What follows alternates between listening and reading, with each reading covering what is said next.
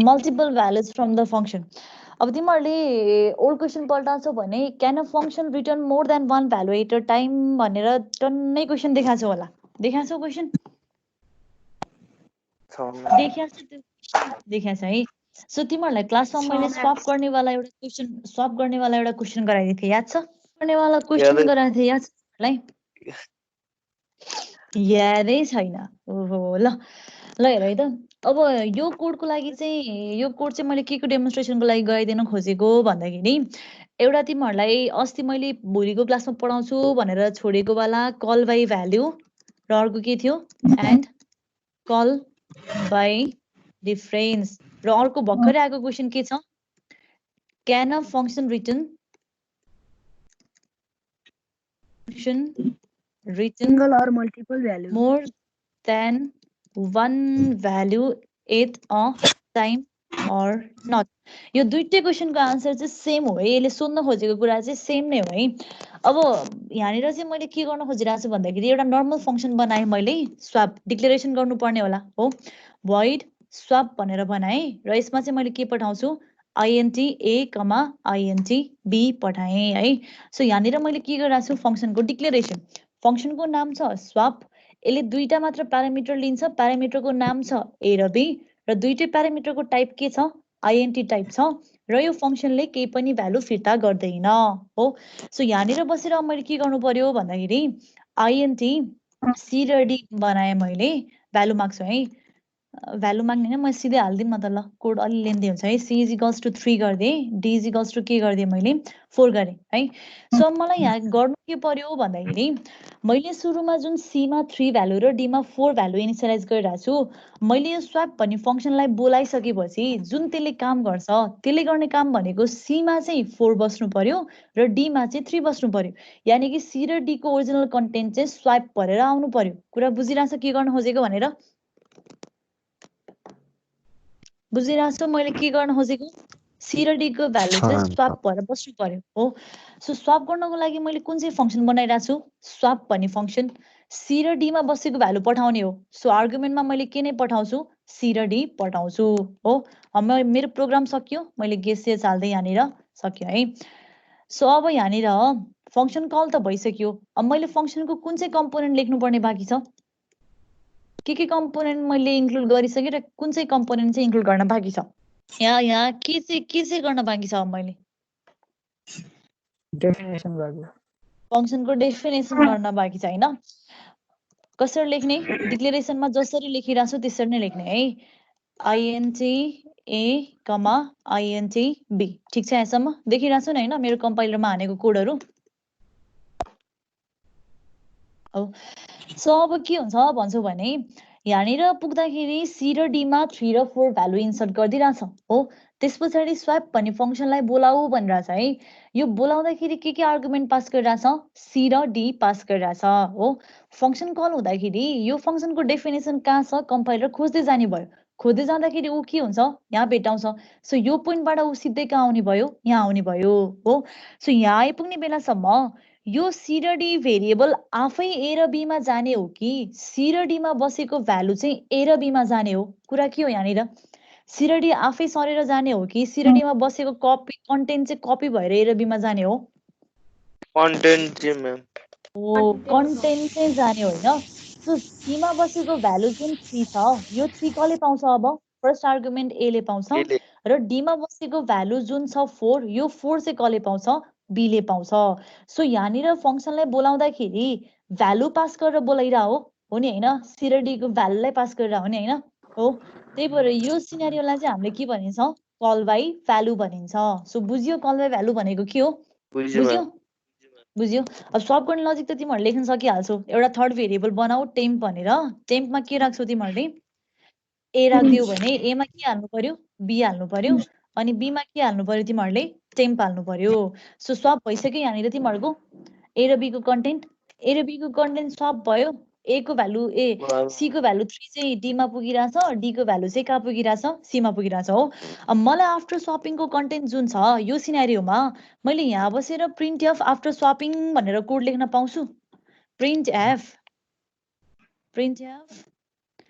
after स्वापिङ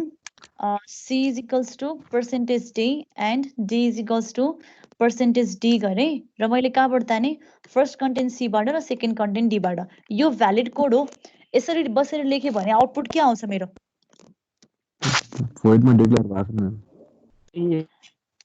यहाँ बसेर यो printf ले दिने आउटपुट के हो ल कमलले आन्सर दियो हैन अरूले नि बोल त ल यो लाइन अफ कोडले के आउटपुट दिन्छ 3 र 4 नै दिन्छ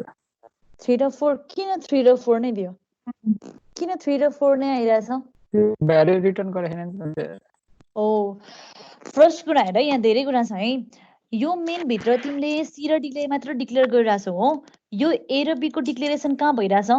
यो स्वप भन्ने फंक्सन भित्र डिक्लेयर भइराछ हो अर्को कुरा के छ भन्दाखेरि स्वप पनि फंक्सनले केही पनि कुरा फिर्ता गर्दैन भनेर भनिराछ हो सो यहाँनिर भित्र छिरिसकेपछि सी र डी मा बसेको भ्यालुको एउटा कपी मात्र जाने हो ए र बी मा सी र डी को एड्रेस एक्सेस गर्न पाएको छ र यो ए र बी ले छैन हो सो ए मा चाहिँ 3 बसिराछ यो बी मा चाहिँ 4 बसिराछ हो र ए र बी को कन्टेन्टमा मात्र चेन्ज आइरा हो के सी र डी को कन्टेन्टमा चेन्ज आइरा होइन सो यहाँ बसेर मैले सी र डी कै भ्यालु तानेर प्रिन्ट गर्न खोजे भने यहाँ त यो मेन भित्र त केही पनि चेन्ज त गरेको छैनौँ हामीले सी र डी मा सो सी को जुन 3 छ एज इट इज प्रिन्ट हुन्छ डी को जुन 4 छ एज इट इज प्रिन्ट हुन्छ